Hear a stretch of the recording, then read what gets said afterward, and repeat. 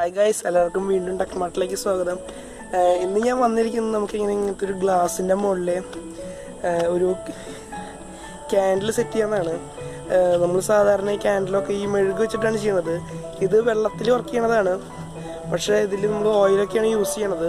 പക്ഷെ അത് നമ്മൾ അധികം നേരം നിൽക്കില്ല, നമ്മൾ ഓയിൽ കൊടുക്കുന്നതനുസരിച്ചിട്ടാവും ഇതിൻ്റെ പ്രവർത്തനം. അപ്പോൾ നമുക്ക് നേരെ വീഡിയോയ്ക്ക് കിടക്കാം.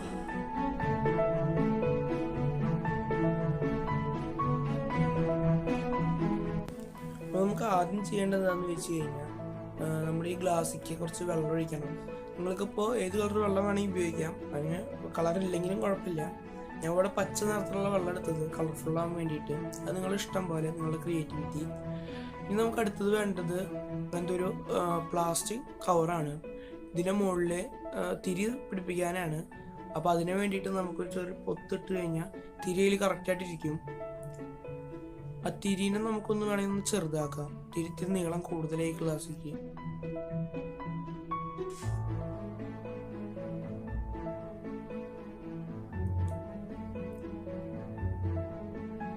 കട്ട് ചെയ്തെടുത്തു.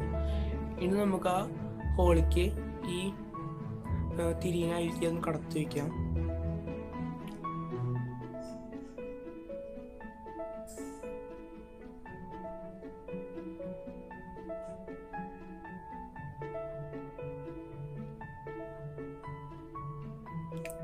ഞാൻ പേപ്പർ ഇത്തിരി ലെങ്ത്ത് കൂടുതലാണ്, അപ്പോൾ അതിനൊന്നും നമുക്കൊന്ന് വേണമെങ്കിൽ ഒന്ന് ഷേപ്പ് ആക്കാം.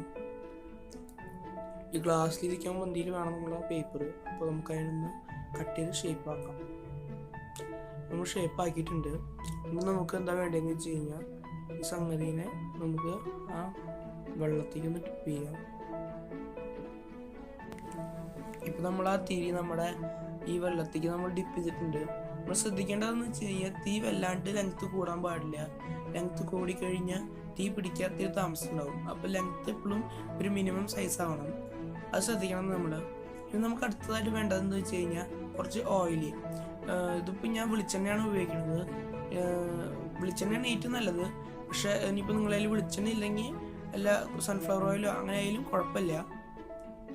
ആ തിരീനും നമുക്ക് സ്ട്രെയിറ്റ് ആയിട്ട് നിർത്തണം. ഓക്കെ, ഇനി നമുക്ക് അടുത്തതെന്ന് വെച്ച് കഴിഞ്ഞാൽ അതിലേക്ക് നമുക്കൊന്ന് തീ കൊടുക്കാം. സംഭവം വർക്കാവുമോ നമുക്ക് നോക്കാം. ഓക്കെ, സംഭവം കത്തുന്നുണ്ട്.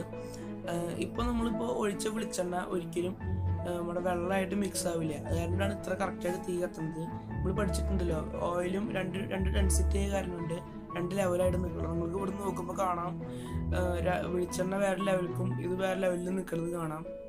അപ്പോൾ അത് തന്നെയാണ് ഇതിൻ്റെ ടെക്നിക്ക്. ഇപ്പോൾ നമ്മുടെ വെളിച്ചെണ്ണ കഴിഞ്ഞാൽ ഈ തീ കെടുന്നതാണ്, അല്ലാതെ വെള്ളത്തിനൊപ്പം കത്തുന്നതല്ല ഈ സാധനം. അപ്പോൾ ഇത് സിമ്പിളാണ്, ട്രൈ ചെയ്ത് നോക്കുക. അപ്പോൾ നിങ്ങൾക്ക് എൻ്റെ വീഡിയോ ഇഷ്ടപ്പെട്ടെങ്കിൽ ലൈക്ക് ചെയ്യുക.